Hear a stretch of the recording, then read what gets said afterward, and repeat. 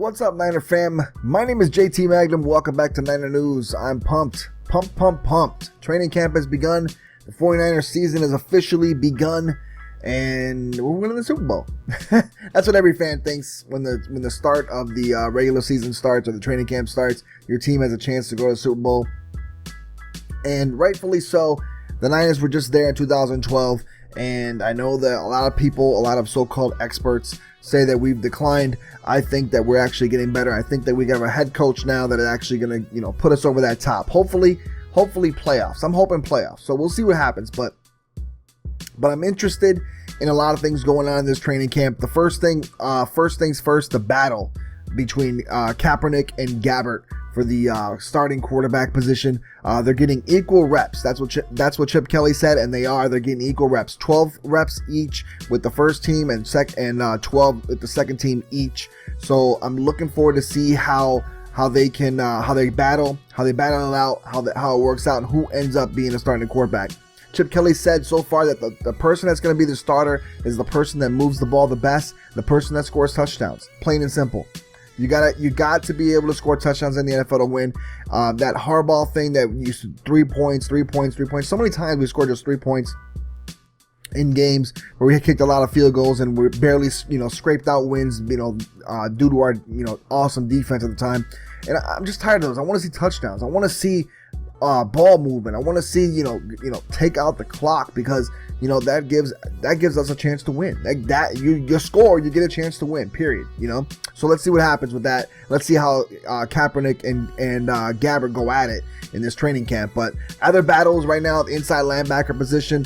Gerald Hodges right now is the starter, but he's going against Michael Will Hoyt and Ray Armstrong. And I think Hodges is going to win this one out. I think it's a long shot to unseat him as a starter right now. I think he's the one who's perfectly suited to play alongside Navarro Bowman, and I think he's going to do a great job there, and I like him at that spot. The cornerback position is heating up as well, especially for nickel. I know on the outside is Dante Johnson and Tremaine Brock battling on one side, and Jimmy Ward has his side locked down. But I think it's going to be Tremaine Brock and Jimmy Ward on the outside with the nickel position. Jimmy Ward used to be the nickel corner, but apparently they don't want him to be anymore. They want him to stay on the outside, and that leaves the nickel position open right now for Chris Davis, Keith Reeser, and Will Redmond. And Will Redmond's back. So that's another good thing. He's back from his ACL. A lot of people thought he wasn't going to be able to even be at training camp and play, and they were a little pissed off at Trent Baalke for drafting a guy with another torn ACL and everything. But apparently he's back and he's okay. So we're going to see how he does, because he's a playmaker. He's a guy that can he's like a ball hawk. And I also love Keith Reeser. So I'm interested to see which one of those two start.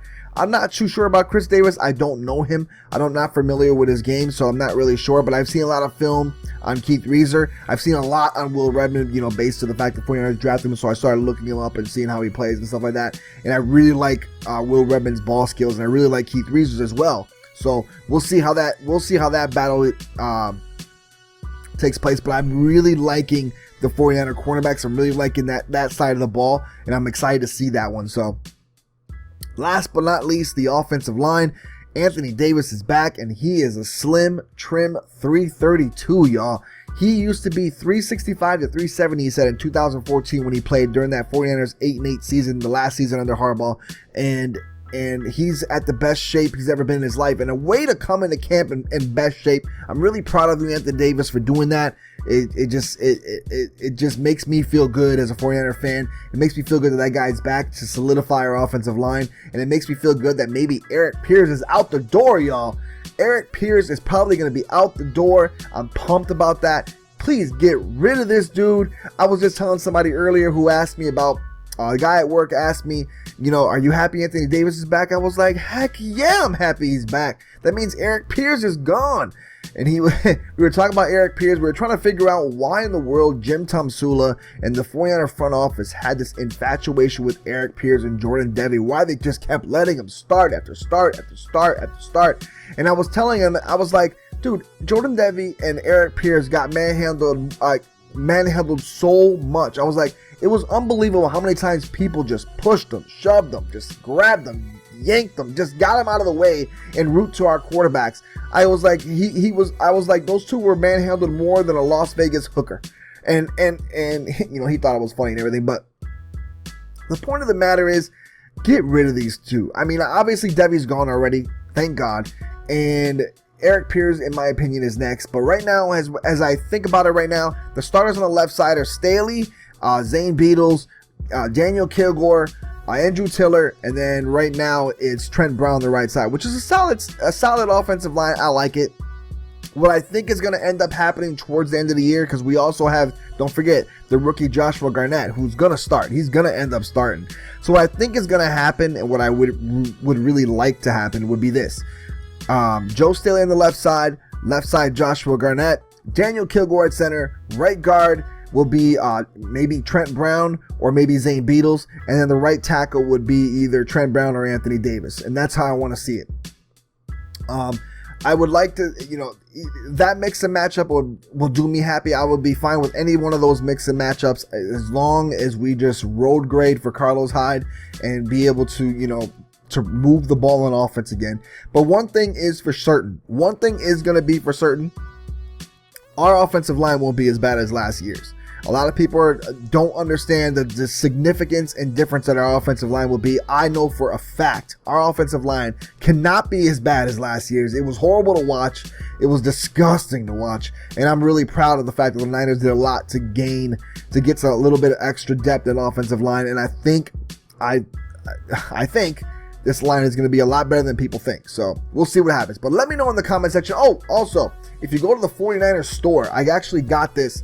Well, I didn't get this from the 49ers store. I got this from Amazon, but it's on the 49ers store. It's a Deion Sanders Hall of Fame t-shirt jersey. It was like $15 or $16 or something like that on the store.